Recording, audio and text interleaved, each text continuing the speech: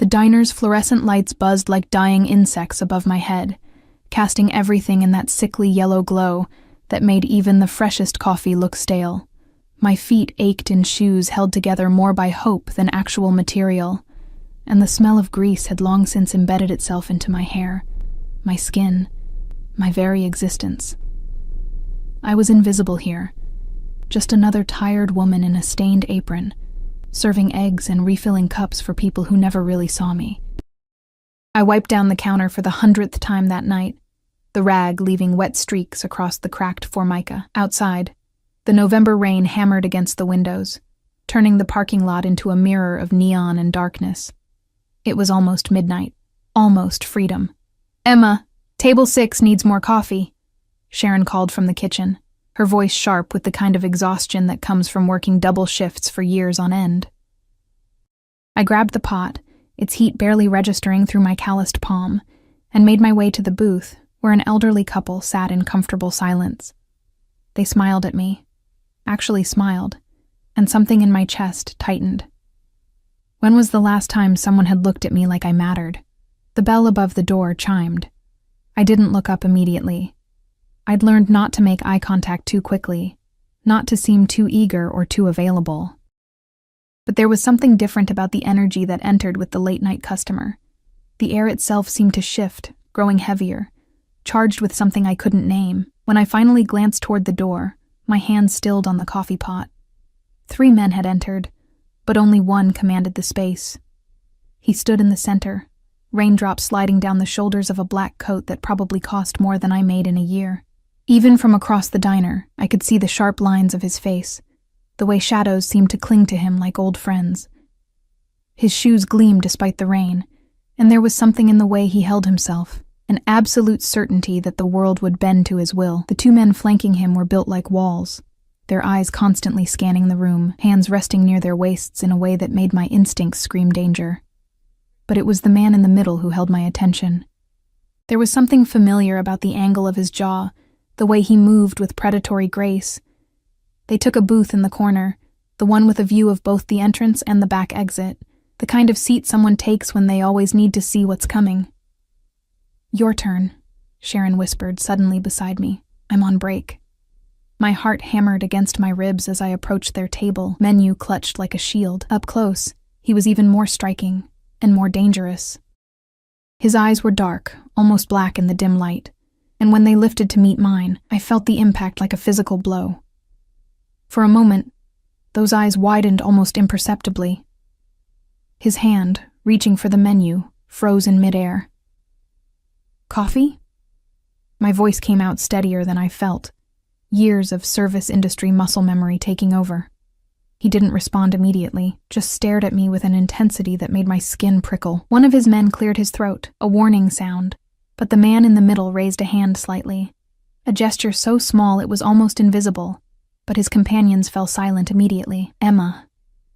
My name fell from his lips like a secret, like a prayer, like a curse. The menu slipped from my fingers, clattering against the table. How do you... You don't remember me." It wasn't a question.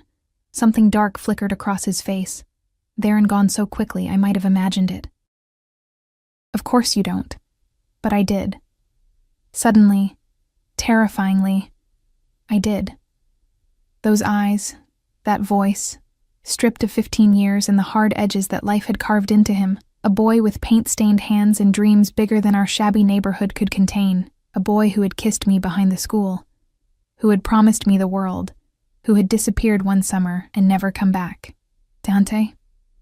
The name emerged as barely a whisper. His lips curved into something that might have been a smile on anyone else, but on him looked like a weapon. "So you do remember." My legs felt weak. I gripped the edge of the table, aware that his men were watching me with new interest, their hands shifting beneath their jackets. You left? You just vanished." I'd thought so many things, that he was dead, that he'd never cared, that I'd invented the whole thing in my foolish teenage heart. "Sit down, Emma." It was a command, soft-spoken, but absolute. Everything in me wanted to run, to refuse, to maintain some dignity, but my body obeyed before my mind could catch up. sliding into the booth opposite him. The vinyl was cracked beneath me, digging into my thighs through my thin uniform. Up close, I could see the subtle differences. The scar that cut through his left eyebrow, the silver ring on his finger that caught the light, the way his jaw was harder, his eyes colder. This wasn't the boy I'd known. This was someone else wearing his face. "You work here," he said, and it wasn't a question. His gaze traveled over my stained apron, my exhausted face, and something dangerous flashed in his eyes. "How long?" 3 years. I didn't know why I was answering. "Look, Where do you live?" The question was casual, but his tone made it clear he expected an answer. One of his men had pulled out a phone, fingers poised to type. "That's none of your business." I found my spine, my voice. "You disappeared 15 years ago, Dante. You don't get to walk back in and—" "I didn't disappear." His hand moved across the table, not touching me but close enough that I could feel the heat of his skin. "I was taken. My father—" He stopped abruptly, jaw clenching. "It doesn't matter. What matters is that I looked for you. For years, Emma. Do you understand? Years." My heart was a wild thing in my chest. "I moved. After my mom died, I had to—" "I know." His voice was soft now, deadly soft. "I know about your mother. About the bills. About everything you've been through." His eyes held mine, and I saw something that terrified me more than his power, more than his obvious danger. I saw obsession. "And now I've found you." The temperature in the diner seemed to drop. "Dante, I don't know what you think is going to happen here, but you're coming with me." He stood, his coat falling around him like a shadow. "Marco, bring the car around." "What?" "No!" I scrambled out of the booth, nearly tripping over my own feet. "I'm working. You can't just—" He turned back to me, and the look on his face stopped my words in my throat. It was possessive, protective, and utterly immovable. "You're done working here. You're done with all of this." His hand swept out to encompass the diner. "My life. Everything I'd built from nothing. I'm not losing you again. You don't own me." The words burst out louder than I'd intended, and I saw Sharon peek out from the kitchen, concern written across her face. "Not yet." He stepped closer, close enough that I could smell him. Expensive cologne mixed with rain and something darker, dangerous. "But I will keep you safe. I will give you everything you've been denied. And you—" His fingers brushed my cheek, so gentle it made my eyes sting with unexpected tears. "You will let me." "I don't even know you anymore," I whispered. "Then you'll learn." His thumb traced my jawline, a touch that felt like a brand. "I have all the time in the world, Emma. And now, so do you." The bell above the door chimed again. More men entered, at least 4 of them, all wearing the same dark suits, the same watchful expressions. The elderly couple I'd served earlier gathered their things hastily, leaving cash on the table and hurrying out. The diner was emptying, everyone sensing that something was happening. Something beyond their understanding. "Please." I tried one more time, hating the tremor in my voice. "You can't do this. I can do anything." It wasn't a boast. It was simple fact, delivered with the confidence of someone who had never been told no and survived. "The question is whether you come willingly, or whether I carry you out. Either way, Emma, you're leaving with me tonight." My mouth went dry. "Why? Why me? After all these years, why does it matter?" His expression shifted, something raw and almost vulnerable breaking through that controlled exterior. "Because you were the only real thing I ever had. The only person who saw me before I became this." His hand gestured at himself, at the men surrounding us, at the empire I was only beginning to understand. He commanded, "I lost you once. I won't make that mistake again." Before I could respond, before I could process the weight of his words, Sharon's voice cut through the tension. "Emma, should I call the police?" The change in Dante was instantaneous. His head snapped toward her, and the temperature seemed to plummet. One of his men moved, but Dante raised a hand, stopping him. "No need for that," Dante said smoothly, his voice carrying across the diner. "Emma and I are old friends, just catching up." He pulled out his wallet, leather, thick with bills, and tossed several $100 bills onto the nearest table, for her shift, and for the inconvenience. Sharon's eyes widened at the money, enough to cover a week's worth of tips. Her gaze darted between us, calculating, uncertain. "It's okay," I heard myself say, though nothing about this was okay. We went to school together. It wasn't a lie exactly, just not the whole truth. Not the part where the boy I'd known had clearly become something monstrous, something powerful enough to walk into a public place and take whatever he wanted. "You're sure?" Sharon's hand was on her phone, her maternal instinct clearly at war with the pile of money on the table. I nodded, not trusting my voice. Dante's hand found the small of my back, proprietary and warm through my thin uniform. "Get your things," he murmured, his breath hot against my ear. "Don't make me wait." My feet carried me to the back room on autopilot. I grabbed my jacket, threadbare and patched, and my purse with its pathetic contents. My hands were shaking as I untied my apron, folding it mechanically and setting it on the hook where it had hung for 3 years. This was insane. I should run, should scream, should do anything other than what I was doing. But when I emerged and saw him waiting by the door, rain-soaked and powerful, and looking at me like I was something precious he'd thought lost forever, my resistance crumbled a little more. "Ready?" he asked, as if I had a choice. I wasn't. I would never be ready for what came next. But I nodded anyway. The rain hit us the moment we stepped outside, cold and sharp. A black car, sleek, expensive, with tinted windows, waited at the curb, engine purring. One of his men held the door open, and Dante's hand on my back guided me inexorably forward. I was about to slide into the car when it happened. A loud pop, sharp as a gunshot, echoed across the parking lot. The car lurched violently to one side, and suddenly chaos erupted. Dante's men moved as one, surrounding us, hands diving into jackets. Someone shouted something in Italian. The world became a blur of motion and barely contained violence. "Tire blew," one of them reported, but his hand stayed on his weapon. Dante's arm had wrapped around me automatically, pulling me against his chest, his body a shield. I could feel his heart hammering, could feel the coiled tension in every muscle. "Coincidence?" another man asked, his voice tight. "I don't believe in coincidences." Dante's voice was ice against my ear. Then, to me, "Get in. Now." But before I could move, I saw it. Another car in the parking lot, windows dark, engine running, watching. And suddenly, I realized this had been a mistake, the biggest mistake of my life. The second car's headlights flicked on, blinding bright in the rain-soaked darkness. Dante's grip on me tightened until it was almost painful, his other hand moving beneath his coat in a gesture that made my blood run cold. "Get her in the backup vehicle, now." His voice was sharp, commanding, nothing like the soft intensity from moments before. Hands, I didn't know whose, grabbed my arms and propelled me toward a black SUV that had seemingly materialized from nowhere. The door was already open, and I was pushed inside with efficient force. Dante slid in beside me, his body pressed against mine in the confined space, and the door slammed shut with a finality that made my ears ring. "Drive. Take the south route. Radio ahead to clear the checkpoints." He was all business now, the soft-spoken man from the diner replaced by something harder, colder. A phone appeared in his hand, one of 3 I could see clipped to his belt, and he was speaking rapid Italian, his free hand still anchoring me against him. The SUV lurched forward, tires squealing against wet asphalt.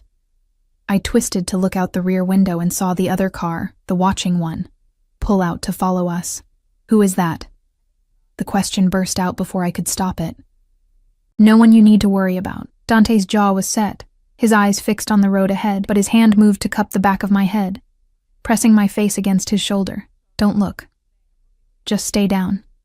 The vehicle took a corner so sharply I would have been thrown across the seat if not for his hold on me. My heart was trying to punch its way out of my chest, and the reality of what was happening, really happening, crashed over me like the rain hammering the roof above us. This wasn't a romantic reunion.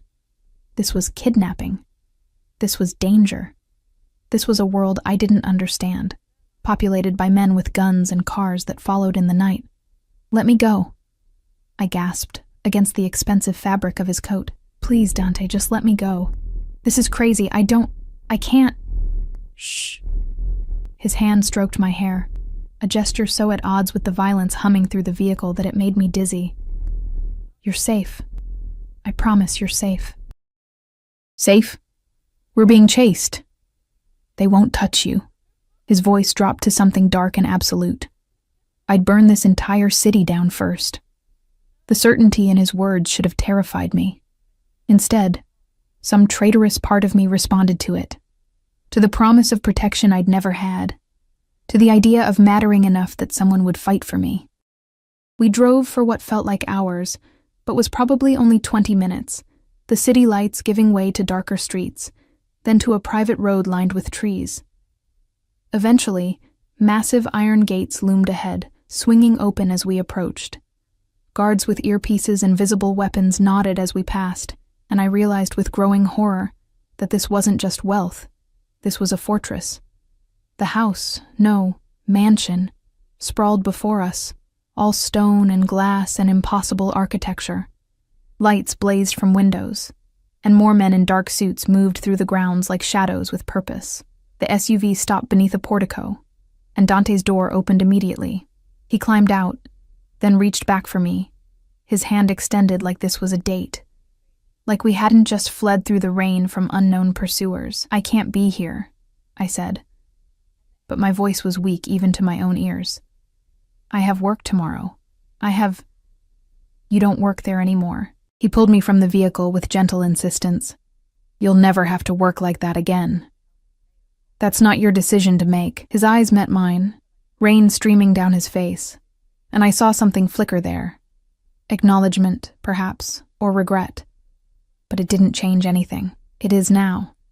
"Come inside, Emma. You're soaked through." I was. My uniform clung to me, my hair plastered to my skull, and I was shivering from cold and shock and the surreal nightmare my life had become in the span of an hour. A woman appeared at the entrance, older, elegant, with kind eyes that immediately assessed me with professional efficiency. "Mr. Caruso, the room is ready. I've laid out dry clothes." "Thank you, Maria."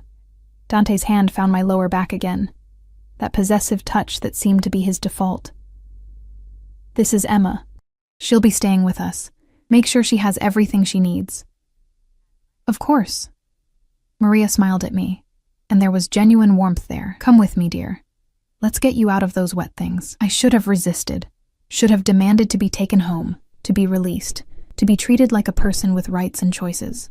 But I was so cold, so tired, so overwhelmed, that I simply followed Maria's gentle guidance up a sweeping staircase and down a hallway lined with art that probably cost more than my entire apartment building.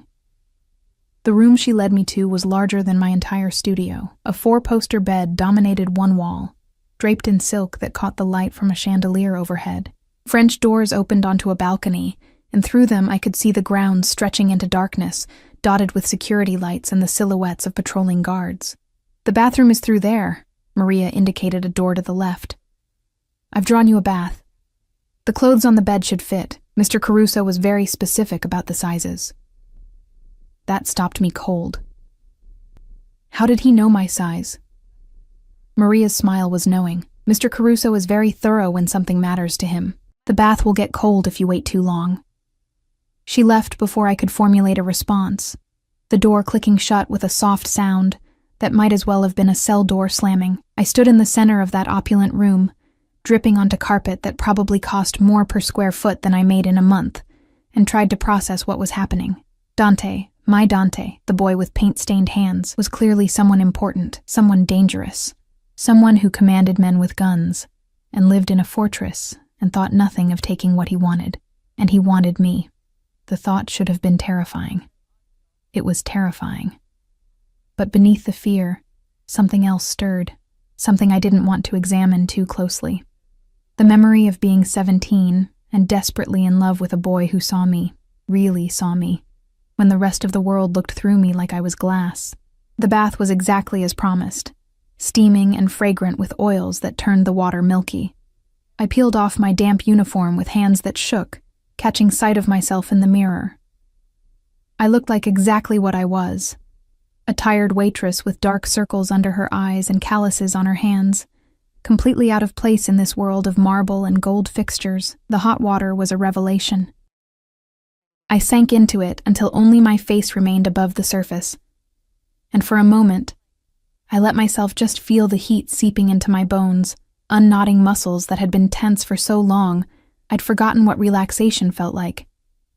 A knock at the bedroom door startled me back to reality. "Emma," Dante's voice, muffled by wood and distance. "May I come in?" "I'm in the bath," I called back, then realized how absurd that was given the circumstances. "I'll wait." I could picture him out there, probably dripping his own trail of rainwater, waiting with that infinite patience that seemed to be at odds with the violence I'd witnessed. Part of me wanted to stay in the bath forever, to avoid whatever conversation was coming. But the water was already cooling, and hiding in a bathroom wasn't going to change my situation. The clothes laid out on the bed were beautiful. Soft cashmere pants in deep gray, a cream silk blouse, undergarments that still had tags from stores I'd only ever window shopped. Everything fit perfectly, which was somehow more unsettling than if they'd been wrong. I found him in the hallway, changed into dry clothes, black pants and a white shirt with the sleeves rolled to his elbows, revealing forearms marked with scars and what looked like the edge of a tattoo. He'd been leaning against the wall, but straightened when I emerged, his eyes tracking over me with an intensity that made my skin prickle. "Better?" he asked. "I want to go home. This is your home now. You can't just decide that." Frustration boiled over, giving me courage. "You can't just take me, Dante. This is illegal. This is necessary." He moved closer, and I had to fight the urge to back away. "Emma, you don't understand what you were, where you were. That diner, that neighborhood. Do you know what operates in that area? Who watches those streets? I've lived there for 3 years. I've been fine." His laugh was bitter. "Fine. You work yourself to exhaustion for pennies. You live in a building with broken locks and mold in the walls. You walk home alone at midnight through streets controlled by people who would—" He cut himself off, jaw clenching. "You call that fine? It's my life. It was your survival. There's a difference." His hand reached out, fingers ghosting along my jaw. "I can give you more. I can give you everything. I don't want everything. I want freedom." Something dark crossed his face. "Freedom is an illusion, Bella. At least with me, you'll be protected. Cherished." His thumb brushed my lower lip, and I hated the way my breath caught. "Loved. You don't love me. You don't even know me anymore. I know enough." His hand dropped, but he didn't step back. "I know you take your coffee black because cream costs extra. I know you read on your breaks, romance novels, the cheap ones from the grocery store. I know you send money to your aunt in Vermont every month even though you can barely afford it. I know you're kind to the homeless man who sits outside your building, that you give him your leftovers from the diner." His eyes held mine, fierce and unwavering. "I know you, Emma. I've known you for 15 years, even when we were apart." My throat closed up.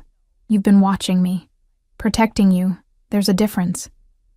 That's stalking, Dante. That's love." He said it simply, as if it were the most natural thing in the world. "I told you I looked for you when I finally found you 6 months ago.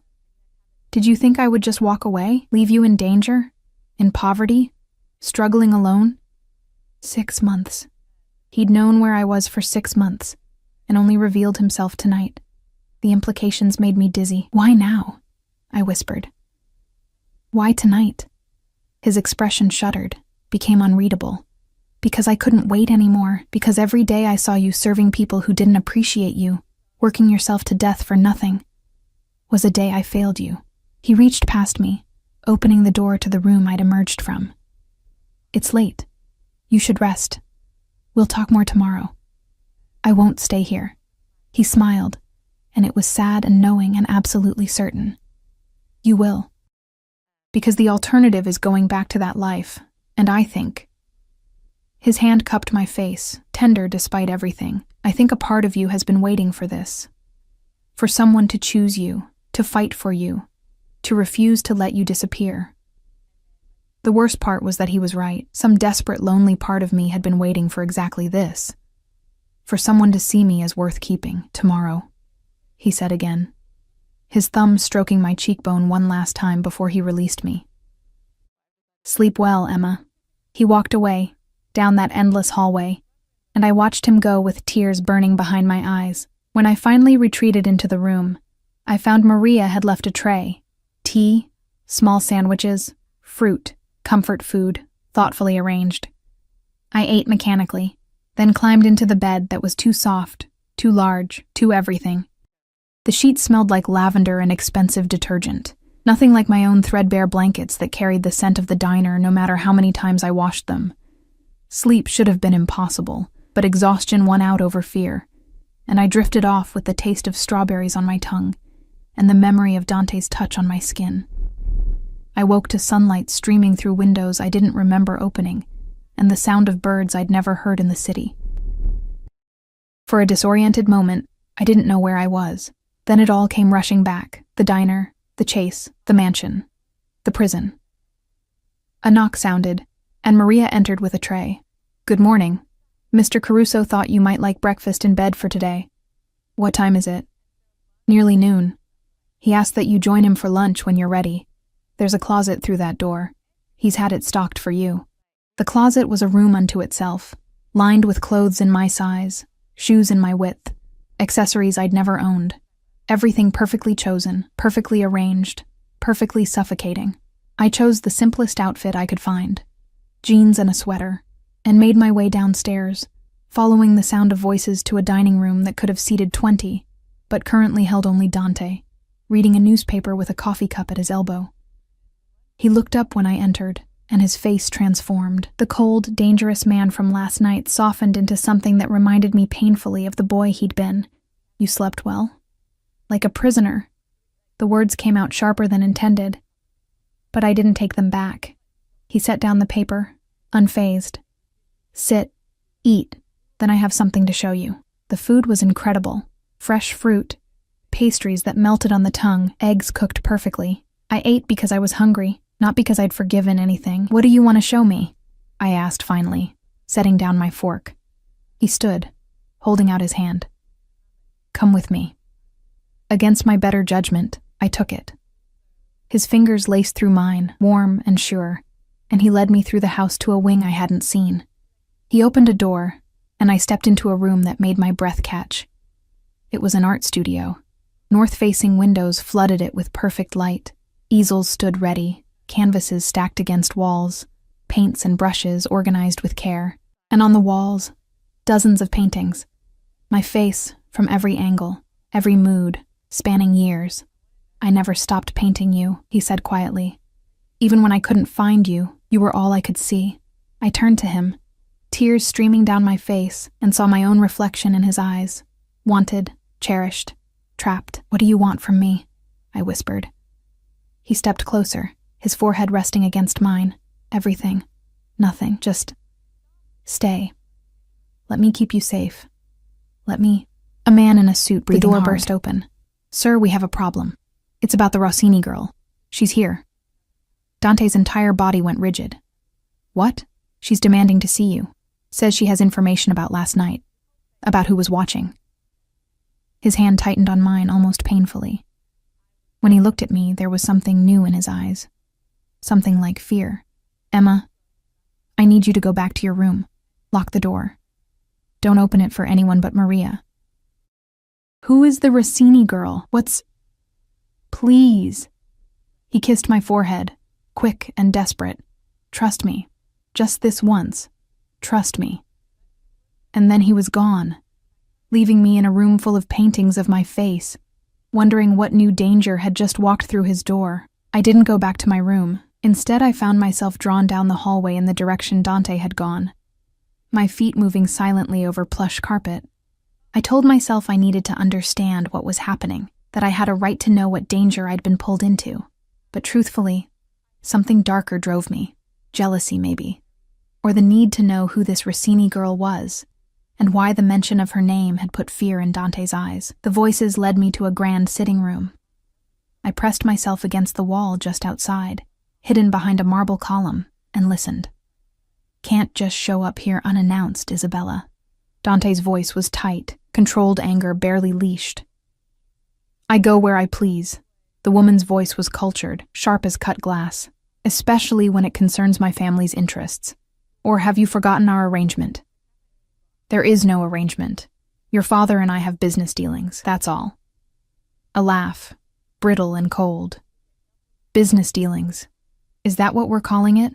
Because I seem to remember a very different conversation 6 months ago. Something about alliances. About joining our families properly. My stomach dropped. 6 months ago. The same time Dante had found me. That was your father's suggestion, not mine. I made my position clear. Your position. Her voice dripped contempt. And what position is that, Dante? Because from where I'm standing, you've been stringing us along while you play house with some waitress you dragged in from God knows where. The urge to burst into the room, to defend myself, was almost overwhelming. But something kept me frozen, listening. Watch your tongue, Isabella. Dante's voice had gone deadly quiet. Emma is none of your concern. Emma. She drew out my name like it was something distasteful. The girl from the paintings, your little obsession.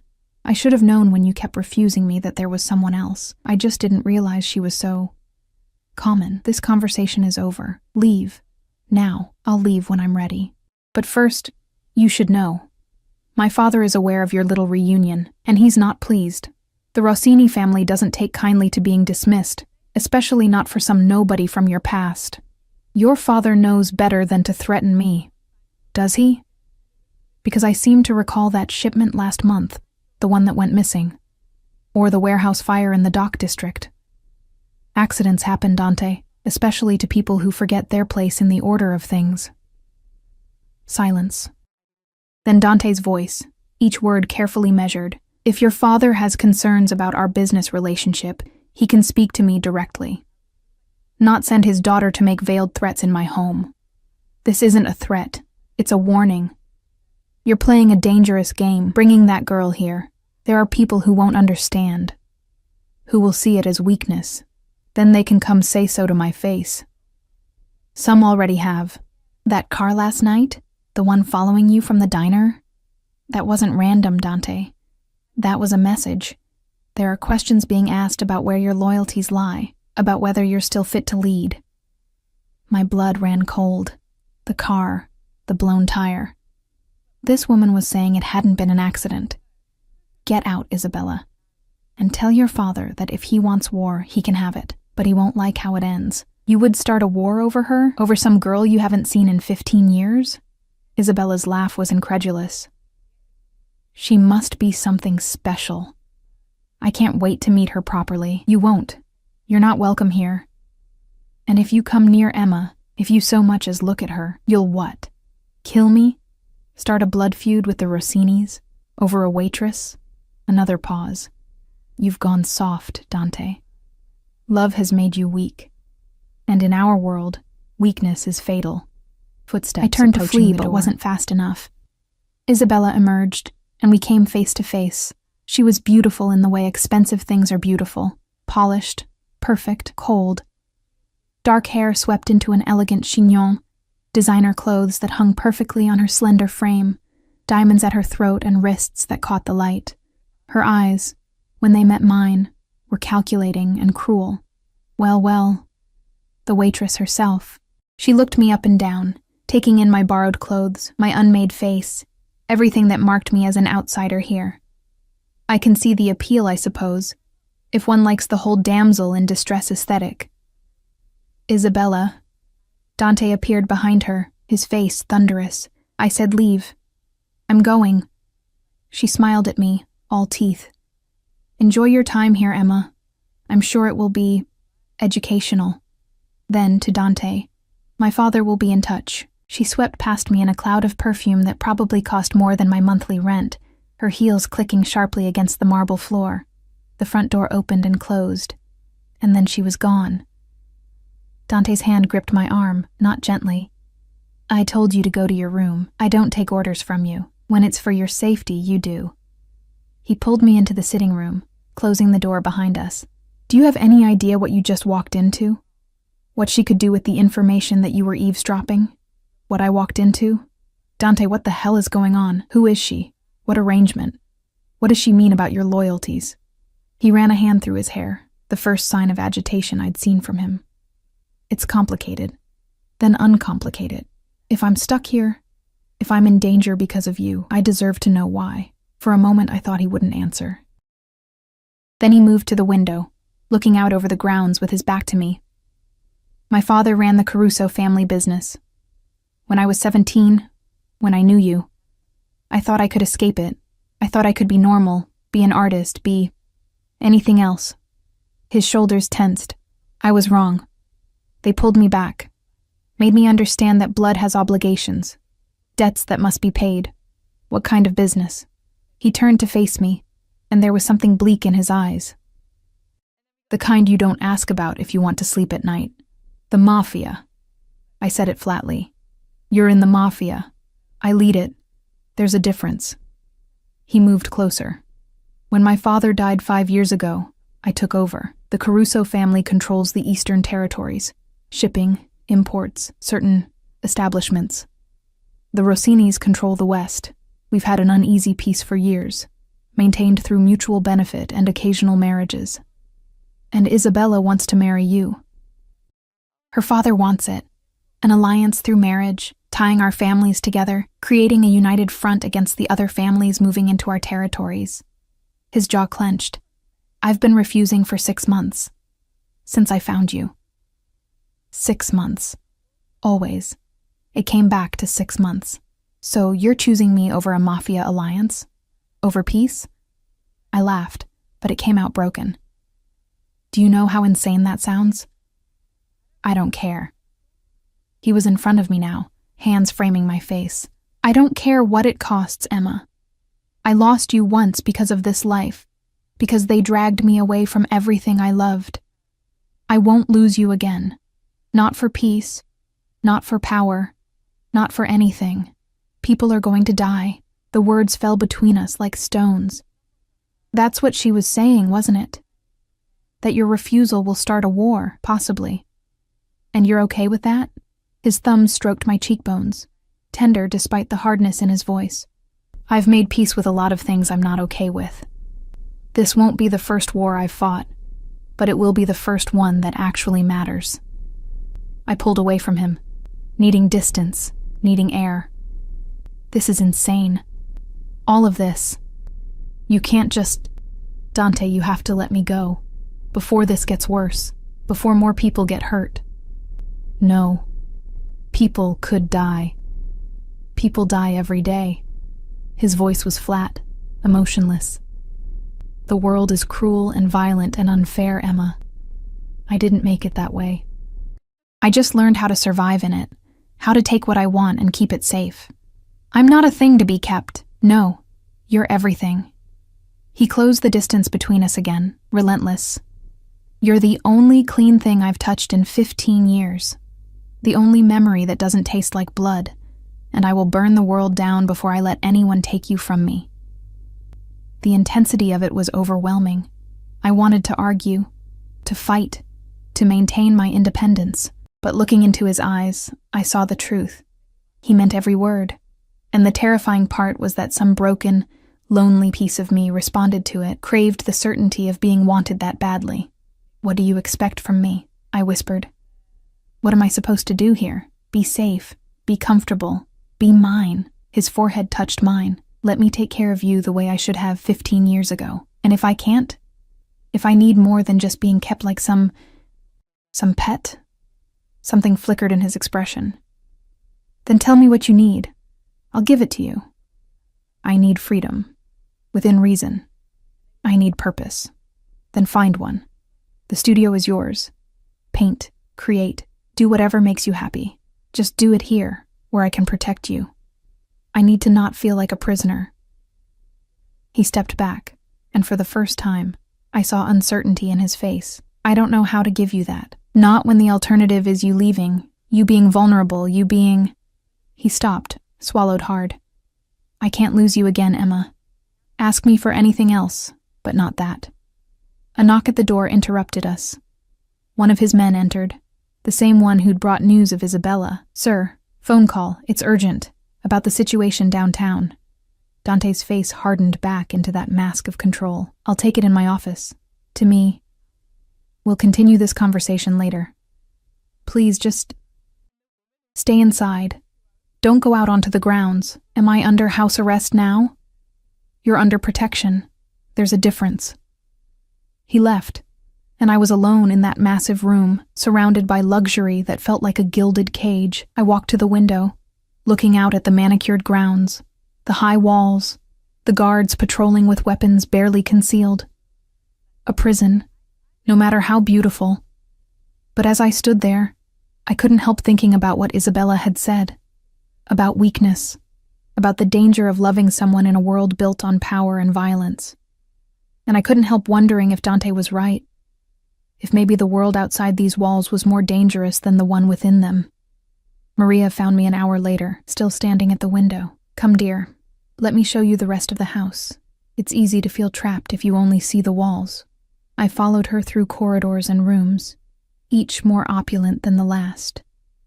A library with first editions behind glass. A music room with a grand piano that gleamed like black water. A conservatory filled with orchids and the sound of a fountain. And finally, the art studio Dante had shown me earlier. "He painted while he looked for you," Maria said softly, gesturing to the canvases. "Every night, sometimes until dawn, I'd find him here, covered in paint, staring at your face like he could will you into existence." I moved closer to the paintings. They were good. No, they were exceptional. Each one captured something different. Me laughing, me serious, me sad. Versions of me I'd never seen in a mirror, beautiful and worthy and seen. "How long have you worked for him?" I asked. 20 years, since he was a boy." She smiled. "I watched him try to run from this life. Watched it pull him back. Watched it hollow him out until there was nothing left but duty and violence." She touched one of the paintings gently. "Until he found you again. The change in him these last 6 months, it's like seeing someone come back to life, even if it starts a war, especially then." Maria's eyes met mine. "Power without purpose is just destruction, Emma. You give him purpose. Maybe that's worth fighting for." I wanted to argue, but the words wouldn't come. Instead, I found myself picking up a brush, feeling the weight of it in my hand. I hadn't painted since high school, since those art classes where Dante and I had sat side by side, our hands stained with the same colors. The canvas was blank, waiting, and for the first time since arriving, I felt something other than fear or anger. I felt possibility. I painted until the light faded, until my shoulders ached and my hands cramped. I painted the view from my old apartment window, the broken neon sign across the street, the fire escape where I'd sit on summer nights, the small patch of sky visible between buildings. I painted the life I'd left behind, trying to understand how I felt about losing it. When Dante found me, hours later, I was staring at the finished canvas with tears on my cheeks. "It's beautiful," he said softly from the doorway. "It's gone." I didn't turn to look at him. Everything I built, everything I had, it's all gone now. "No." He moved behind me, his hands settling on my shoulders. "It's transformed. You're not losing anything, Emma. You're gaining everything you were denied. What if I don't want what you're offering? What if I just want my simple, small life back?" His hands tightened. "Then you're lying to yourself. I saw where you lived, how you survived." "That wasn't living, Bella. That was dying slowly, one shift at a time." I turned in his arms, angry tears still falling. At least it was mine. At least I had choices, even if they were all bad ones. I gestured at the studio, the mansion beyond. "This is just a prettier prison, then make it yours." His voice was fierce, desperate. "Change it, demand what you need. I told you, I'll give you anything. Just don't ask me to let you go." "Why?" I demanded. "Why me? After 15 years, why am I worth all this?" He cupped my face and hands that were stained with my paint, his thumbs brushing away tears. "Because when I was 17, you were the first person who looked at me and saw someone worth saving. Because you smiled at me like I mattered when the rest of the world saw only my father's son. Because loving you was the last time I felt human." His voice cracked on the last word, and I saw it then. The loneliness that matched my own, the desperate need to matter to someone, to be chosen. "I'm not the girl you remember," I whispered. "I'm not the boy you knew. He smiled, sad and knowing. But maybe that's okay. Maybe we can figure out who we are now. Together. Before I could respond, his phone buzzed. He checked it, and his face went hard. What? Isabella's father just called a meeting. All the families. Tomorrow night. His eyes met mine. It's about us, about you. What does that mean? It means war is coming, Emma, and you're the reason why. The next day passed in a strange limbo. Dante was gone before I woke, leaving only a note on the pillow beside me. Stay inside. Trust me. As if trust was something I could simply summon on command, as if the last 48 hours hadn't turned my entire world upside down. I spent the morning in the studio, trying to lose myself in paint and canvas, but my hands shook too badly to create anything coherent. Every sound made me jump. Footsteps in the hallway, car engines in the distance, the wind against the windows. Maria brought me meals I couldn't eat, her worried glances saying more than her careful words. By afternoon, I couldn't stand it anymore. I found myself wandering the mansion like a ghost, opening doors to rooms I hadn't seen before. A gym with equipment that looked military grade. An office with monitors showing security feeds from every angle of the property. A wine cellar that descended into darkness. Bottles worth more than my yearly salary gathering dust in climate-controlled silence. And then I found the locked door. It was in a hallway I hadn't explored before, unmarked and ordinary except for the heavy deadbolt and keypad beside the handle. I shouldn't have cared. Shouldn't have been curious. But something about it called to me, the one secret in a house full of them. I was still standing there, staring at it, when I heard voices approaching, male voices, speaking in rapid Italian. I pressed myself into an alcove just as two of Dante's men appeared, one of them punching a code into the keypad. The door opened, revealing stairs leading down. They descended, and I caught a glimpse of what lay below, filing cabinets, boxes, the edge of what looked like a map on a wall. Then the door closed, and I was alone again, with my racing heart. A record room, or an arsenal, or God knew what else men like Dante kept locked away in the dark. You shouldn't be here. I spun around to find Marco, Dante's head of security, watching me with unreadable eyes. He was older than the others, with gray at his temples and scars that told stories I didn't want to know. I was just exploring. He nodded, not unkindly. Mr. Caruso said you would. He knows you're not the type to sit still and be decorative. Then why lock me in here? He's not locking you in. He's locking the world out. Marco gestured for me to follow him. Come, I'll show you something. He led me to a different wing, to a room with floor-to-ceiling windows overlooking the grounds. From here, I could see the full scope of the property, the walls, the guards, the security measures that turned this beautiful estate into a fortress. See that? He pointed to a section of wall where men were installing what looked like additional cameras. That's new, as of this morning, and there, another point. Infrared sensors, motion detectors. We're doubling the guard rotation, vetting every delivery person, every visitor. All because Mr. Caruso knows that by choosing you, he's made you a target. My mouth went dry. A target for what? For anyone who wants to hurt him. And make no mistake, Miss Emma, there are many who would. Marco's face was grave. The Rossinis aren't the only family unhappy with his choices. There are rivals who see this as an opportunity. Weakness they can exploit. I'm not worth all this. That's not for you to decide. He turned to face me fully. I've worked for the Caruso family for 30 years. I watched Dante's father build this empire on blood and ruthlessness. I watched Dante try to escape it and fail. And in all that time, I've never seen him care about anything the way he cares about you. He doesn't even know me. He knows the idea of you, the memory of being someone better than what this life made him. Sometimes that's enough. Marco's expression softened slightly. You think you're trapped here, but the truth is, he's the one in a cage, and you're the only key he's ever found. Before I could respond, another guard appeared in the doorway. Marco, sir. Mr. Caruso is on his way back. He wants Miss Emma in the main sitting room. The knot in my stomach tightened. The meeting. It's over? Not yet. He's preparing for tonight. Marco nodded to me. Come. He'll want to see you. I found Dante in the sitting room, surrounded by papers and phones and men in dark suits who stopped talking the moment I entered. He looked up, and something in his face eased when he saw me. "Leave us," he said to the others. They filed out without question, closing the door behind them. We were alone. "How bad is it?" I asked, not bothering with pleasantries. "Bad." He loosened his tie, the first sign of stress I'd seen. "Giovanni Rossini is demanding answers. He wants to know why I've been refusing Isabella, why I've jeopardized our alliance. And he's not the only one asking questions." "Then tell them the truth.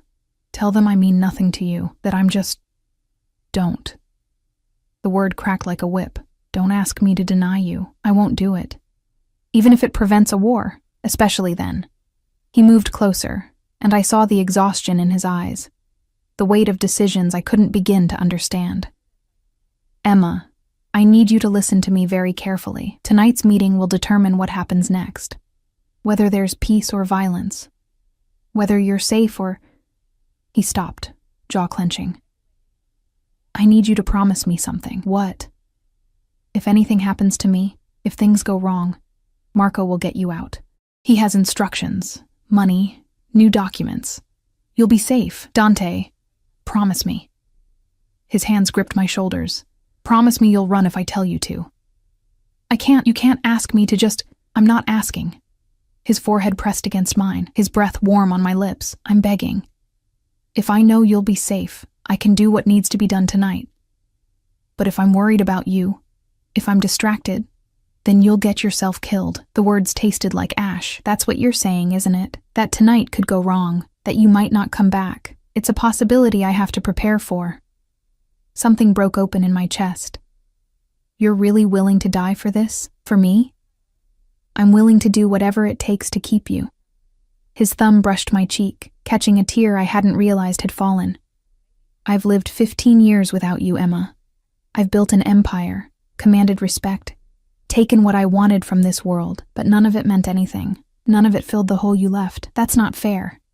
You can't put that on me." "I know." He pulled back slightly, his eyes searching mine. "I know it's not fair. Nothing about this is fair, but it's the truth." I was shaking, I realized. From fear or anger or the overwhelming weight of being responsible for his life, I couldn't tell. "What do you want from me, Dante? Right now, in this moment, what do you want?" "I want you to kiss me." The words were raw, vulnerable. "I want to remember what it felt like to be 17 and stupid and in love, before everything got complicated. Before I became this." He gestured at himself, at the expensive clothes and heavy watches and all the trappings of power. "We're not those people anymore, no. But maybe we can be something better." His hand cupped my face, and I felt the calluses on his palm. Roughness that matched my own, earned through different struggles but equally real. "One kiss, Emma. Give me that much before I walk into a room full of people who want me dead." I should have said no, should have maintained boundaries, kept my distance, protected what was left of my independence. But looking at him, really looking at him, I saw the boy I'd loved beneath the monster he'd become, and I saw something else too, the same desperate loneliness that had defined my own life for so long. So I kissed him. It started gentle, tentative. A brush of lips that tasted like memory and regret, but then his hand tangled in my hair, and I gripped his shirt. And suddenly we were 17 again, stealing kisses in the art room after school, paint-stained and breathless and alive. Except we weren't 17, and this kiss carried the weight of 15 years, of all the things we'd lost and found and broken between us. When we finally pulled apart, we were both breathing hard, foreheads pressed together in the silence. "Come back," I whispered. "Whatever happens tonight, you come back to me." "I will." His lips brushed my temple. "I promise." A knock at the door shattered the moment. Marco's voice. "Sir, the car is ready." Dante straightened, and I watched the transformation happen. The vulnerable man replaced by the cold, calculating leader. He adjusted his tie, checked his watch, became someone I didn't quite recognize. "Stay with Maria," he said. "Don't open the door for anyone else, and Emma..." He turned back at the threshold. "Thank you. For the kiss. For believing I might be worth coming back to." Then he was gone, and I was alone with the taste of him on my lips and terror in my heart. The hours that followed were torture. Maria tried to distract me with dinner, with television, with anything that might keep my mind from spiraling. But all I could think about was Dante in a room full of dangerous men, defending his choice to keep me, potentially dying for it. Around 11, I couldn't stand it anymore. I found myself back in that hallway, staring at the locked door, the record room, the secrets. This time, I tried the code I'd seen the guard enter. My hands shook as I punched in the numbers, certain it wouldn't work, that I'd trigger some alarm. The lock clicked open. I descended the stairs into darkness, feeling along the wall until I found a light switch. Fluorescent bulbs flickered to life, revealing exactly what I'd suspected. A room full of files, maps, photographs, the hidden architecture of Dante's empire. I shouldn't have looked. Shouldn't have opened the filing cabinets. Shouldn't have pulled out folders marked with names and dates and amounts that made my head spin. But I did, and that's when I found it. A folder with my name on it. Inside were photographs, dozens of them. Me walking to work, me at the grocery store, me sitting on my fire escape, reading. 6 months worth of surveillance, maybe more. Notes in Dante's handwriting. She still takes her coffee black. She still reads romance novels. She still has that smile. But there were other documents too, background checks, financial records, and one that made my blood run cold. A report on my building's landlord, dated 2 months ago, detailing his connections to the Rossini family. My apartment building, the place I'd felt safe for 3 years, had been owned by Dante's enemies. I was still standing there, folder in shaking hands, when I heard the explosion. It was distant, but unmistakable. A boom that rattled the windows and sent birds scattering from the trees. I dropped the folder and ran upstairs, emerging into chaos. Guards were shouting, running for the exits. Maria grabbed my arm, her face pale. "Get to the safe room. Now." "What's happening? Is it Dante? Is he?" "I don't know, but we have protocol. Come with me." She pulled me down another hallway, through a door that opened into a reinforced room with monitors and supplies. 2 other guards were already there, weapons drawn, watching multiple screens. On one of them, I could see fire. Smoke. The meeting location, I realized. The restaurant where Dante had gone. "We need to get him," I said, my voice not my own. "We need to.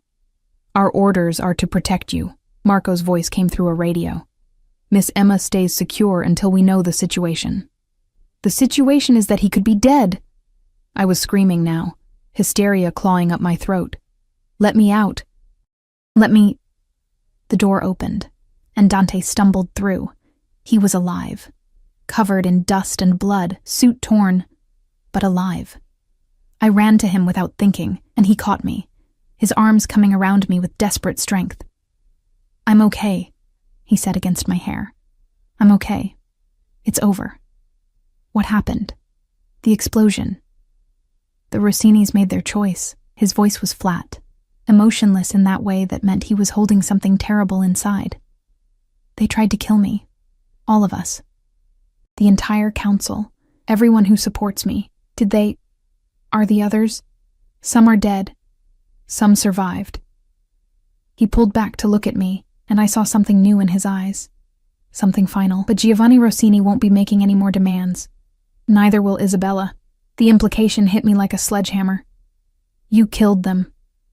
I protected what's mine. No apology, no regret. Just cold, hard fact.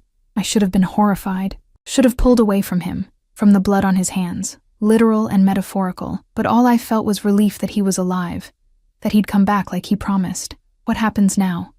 I whispered. "Now?" He touched my face with blood-stained fingers, tender despite everything. "Now we finish this. No more half measures. No more pretending you're just a guest here." His eyes burned into mine. "You're mine, Emma. Completely. And anyone who tries to take you from me will learn what happens when you touch what belongs to Dante Caruso." It should have sounded like a threat, like possession, like everything I'd been fighting against. Instead, it sounded like a promise, like safety.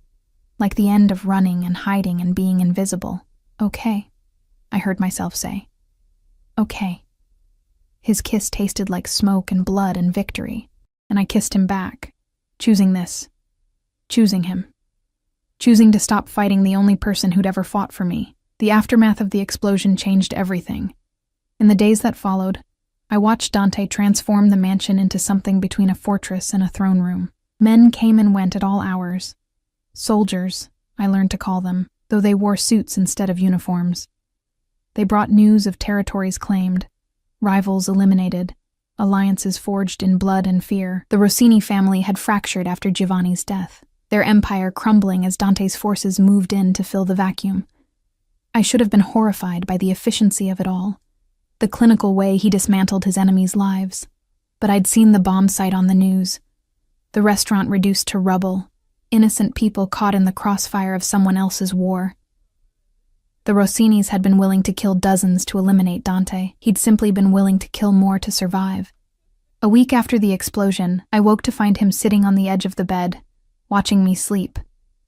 Dawn light filtered through the curtains, painting him in shades of gold and shadow. "How long have you been there?" I asked, my voice rough with sleep. "An hour. Maybe more." His hand reached out, fingers tracing the line of my jaw. "I keep thinking you'll disappear, that I'll wake up and find this was all a dream." I caught his hand, pressing it against my cheek. "I'm real. I'm here. Are you?" His eyes searched mine. "Or are you just surviving until you can escape?" The question hung between us, honest and raw. I could have lied, could have told him what he wanted to hear, but something in his expression demanded truth. "I don't know," I admitted. "Some days I wake up angry that you took my choices away, that you decided my life for me without asking. And other days I remember what my life was before, the exhaustion, the loneliness, the feeling of being invisible." I sat up, the silk sheets pooling around my waist. "You see me, Dante. Maybe too clearly, maybe in ways that terrify me, but you see me." His thumb brushed my lower lip. "I've never stopped seeing you. Even when you were gone, you were all I could see. That's not healthy. I know." A ghost of a smile. "Nothing about this is healthy, but it's real. And after 15 years of living in a world built on lies and violence and performance, real is all I want." I leaned into his touch, letting myself feel it. The warmth of his skin, the calluses on his palm, the steady beat of his pulse beneath my fingertips where I'd pressed my hand to his wrist. "What do we do now? The war is over. You won. So what happens to me? What do you want to happen?" It was the first time he'd asked, the first time he'd given me agency in my own fate. I thought about it carefully, sorting through the tangle of emotions that had defined the past 2 weeks. "I want to paint," I said finally. "I want to use the studio to create something that matters, not just for myself, but for others." "Done. I'll have Maria reach out to galleries, art dealers." "No," I stopped him. "I want to teach. Kids from neighborhoods like the one I grew up in. The ones who think art is something only rich people get to care about." Something shifted in his expression. Surprise, maybe, or respect. "You want to bring them here? I want you to fund a program at community centers, at schools. Supplies, instruction, scholarships for the talented ones." I met his eyes. "You've built an empire on taking from people. Let me help you give something back." For a long moment, he just stared at me. Then he laughed. A real laugh. The first I'd heard from him since we'd reunited. "You're going to spend my money on art programs for children. Blood money might as well do some good. It's not all—" He stopped, shook his head. "Yes. Okay. Whatever you want. I'll have my accountant set up a foundation, put you in charge of it. I want autonomy, real autonomy, to make decisions without your approval. Within reason. No. Complete autonomy. If I'm going to do this, I'm going to do it right." I gripped his hand. "You said you'd give me anything. This is what I want. Purpose, agency, the ability to make something good out of all this darkness." His jaw clenched, and I could see the war happening behind his eyes, the need to control everything warring with his need to give me what I asked for. Finally, he nodded. "Okay. Complete autonomy. But," he raised a finger, You take security with you, everywhere.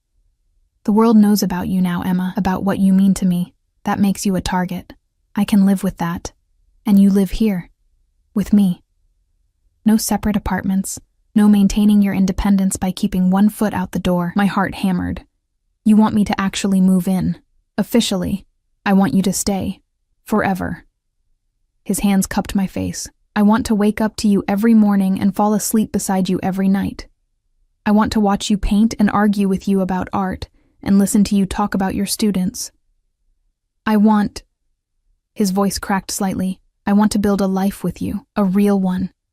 Not just this holding pattern where you're my captive and I'm your captor. What if I can't love you back? The words came out whisper soft. What if too much has happened, too much darkness, and I can't? Then I'll love you anyway. Simple. Certain. Absolute. I'll love you enough for both of us until maybe, someday, you can love me too. Or not. Either way, you're mine. And I'm yours. And that's enough. Tears burned my eyes. You're insane. Probably. He kissed me. Soft and sweet and devastating. But I'm your kind of insane. Say yes, Emma. Not because you're trapped, but because you're choosing this. Choosing me. I thought about the diner. About my tiny apartment with its broken locks and mold. I thought about being invisible, being nobody, serving coffee to people who never learned my name. And I thought about the studio full of paints, about the foundation I could build, about waking up next to someone who saw me as worth fighting wars for. It wasn't a fairy tale. It would never be normal. But maybe normal was overrated. Yes, I whispered against his lips. I'll stay. I choose this. I choose you. His arms came around me, crushing me against his chest, and I felt the shudder that ran through him. Relief and joy, and something that felt almost like tears. Thank you, he breathed into my hair. Thank you. We stayed like that until the sun was fully up, until Maria knocked gently to announce breakfast, until the world demanded our attention. But something had shifted. Something fundamental. I was no longer a prisoner. I was a partner. And that made all the difference. 3 months later, I stood in the community center in my old neighborhood, watching 20 kids experiment with watercolors for the first time. Their hands were already stained with paint, their faces lit with the kind of wonder I remembered from being their age. Miss Emma, look, a little girl, Sophia, 7 years old, gap-toothed and brilliant, held up her painting. It was abstract, wild with color, utterly fearless. It's beautiful, I said honestly. Tell me about it.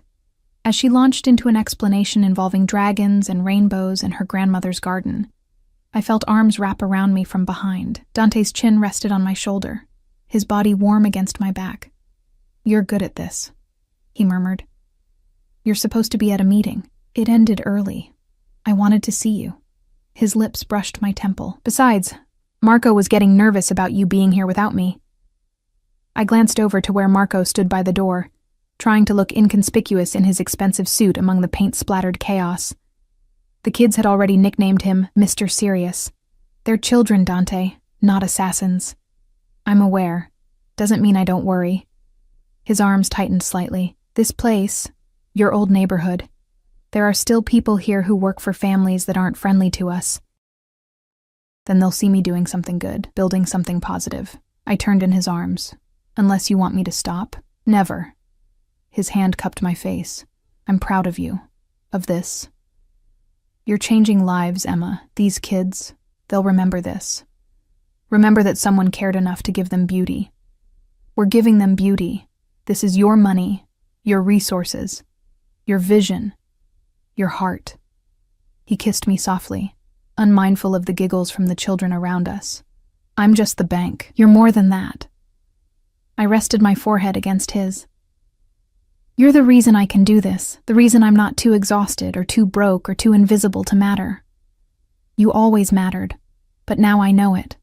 We stayed there for another hour, Dante surprisingly patient as kids showed him their artwork and asked him questions about his fancy watch and why he wore a suit when it wasn't Sunday. I watched him crouch down to their level, saw the careful way he handled their paintings, and caught glimpses of the boy he'd been.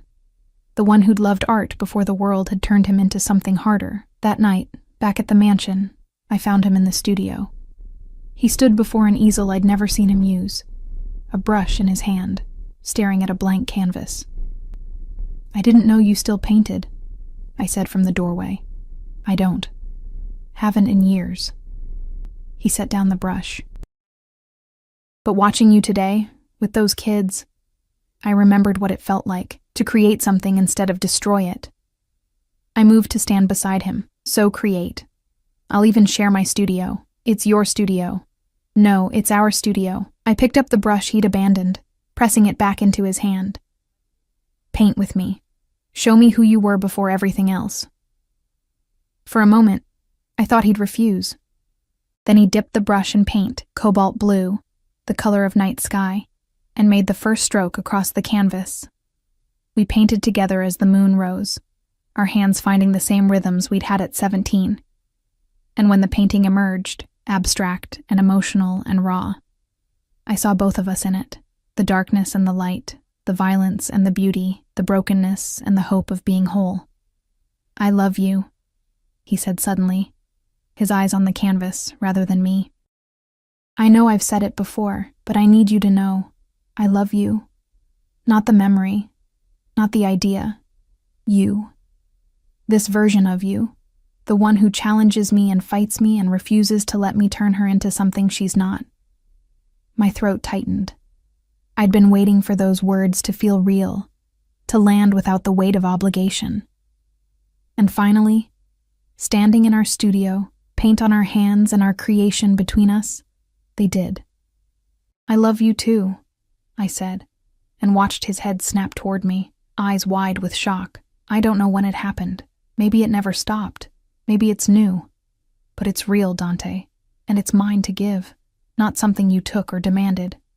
Mine. He crossed to me in 2 strides, hands framing my face, searching my eyes for the truth.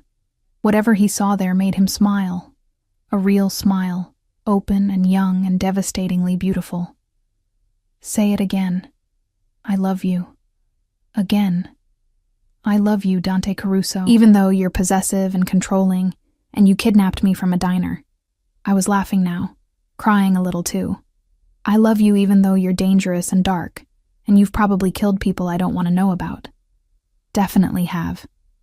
I love you anyway, because you see me, because you fought for me, because you gave me a purpose when I thought I'd never matter." I kissed him, tasting salt from my own tears. "Because you let me choose you instead of just taking me." His kiss was different this time, not desperate or claiming or afraid. It was grateful, joyful, free. "Marry me," he said against my lips. I pulled back. "What?" "Marry me. Not for alliances or appearances or because it's expected. Marry me because you love me, and I love you. And I want the world to know you chose this. Chose us." "That's insane. We've only been together 3 months. We've been together 15 years. We just had a long break in the middle." His smile was crooked, hopeful. "Say yes, Emma. Make me the luckiest man alive." I should have said it was too soon, should have been practical, careful, smart, but I'd spent my whole life being careful. And where had it gotten me? Exhausted and invisible and alone. "Yes," I said. "Yes, I'll marry you." His kiss lifted me off my feet, spinning me in a circle as laughter spilled from both of us. When he finally set me down, we were both dizzy, both grinning like fools. "I'm going to spoil you," he promised. "The wedding, the honeymoon, everything." "Small wedding," I interrupted. "Just people who matter. I don't need a spectacle." "Okay? Small wedding. But the ring I'm not compromising on. I don't need—" He pulled a box from his pocket. He'd been carrying it, I realized, waiting for the right moment. Inside was a ring that took my breath away. A sapphire the color of midnight, surrounded by diamonds that caught the light like stars. "It was my grandmother's," he said softly. "The only woman my grandfather ever loved. He gave it to her when they had nothing, promising someday he'd give her everything. She wore it until the day she died." He took my hand. "I want you to have it, to know that you're not just my choice. You're my legacy, my everything." The ring slid onto my finger perfectly, as if it had been waiting for me all along. 6 months later, we were married in the garden of the mansion, surrounded by flowers and friends and the children from my art program who threw petals and giggled through the ceremony. Maria cried. Marco smiled, and Dante looked at me like I was every prayer he'd ever whispered in the dark finally answered. Our life wasn't normal. It would never be normal. There were still guards, still danger, still the weight of the empire he'd built on violence and power, but there was also laughter, art, purpose. Love that had survived 15 years of separation and found its way back home. On our wedding night, as we lay tangled together in silk sheets, Dante traced the line of my spine with gentle fingers. "Do you regret it?" he asked quietly. "Any of it?" I thought about the diner, the explosion, the fear and anger and resistance. I thought about everything I'd lost and everything I'd gained. "No," I said honestly. "I regret that it took so long, that we lost 15 years. But this, us, I don't regret this. Even though I kidnapped you, you rescued me. There's a difference." He laughed against my shoulder. "Is that what we're calling it?" "That's what I'm calling it." I turned to face him, my hand over his heart. "You gave me back my life, Dante. A better one than I ever could have built alone. You gave me purpose and safety and love. So yes, you kidnapped me. But you also set me free." His eyes shone in the moonlight streaming through the windows. "I love you, Mrs. Caruso. I love you too." I kissed him softly. Forever. And in that moment, in that room, in that life we'd built from ashes and obsession and second chances, forever felt possible. We'd both been lost, him to violence, me to invisibility, but we'd found each other again, and this time, we weren't letting go. The waitress who'd stopped to fix a Mafia boss's car had discovered she was his first love. But more importantly, she'd discovered she was her own person, capable of love and strength and choosing her own destiny. Even when that destiny wore an expensive suit and commanded an empire. Our story didn't have a fairy tale ending. It had something better, a real one. Messy and complicated and stained with pain